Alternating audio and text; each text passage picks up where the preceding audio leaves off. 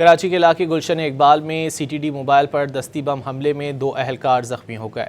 S S P asset زبیر نذیر شیخ نے تصدیق کی ہے کہ موبائل پر موٹر سائیکل سوار حملہ آوروں نے دستی بم پھینکا۔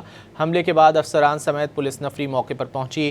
کرائم سین ہونٹ اور بم ڈسپوزل یونٹ کو طلب کیا گیا۔ ایس ایس پی ایسٹ کا کہنا ہے کہ موبائل سی ٹی ڈی کی ہے۔ وزیر داخلہ سندھ نے زخمی پولیس اہلکاروں کو بہترین طبی سہولیات کی فوری فراہمی یقینی بنانے کی ہدایت کی ہے، جبکہ حملہ آوروں کی فوری گرفتاری کے لیے خصوصی ٹیمیں تشکیل دینے کا حکم دیا ہے۔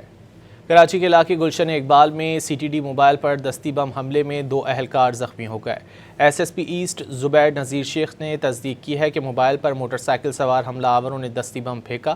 حملے کے بعد افسران سمیت پولیس نفری موقع پر پہنچی۔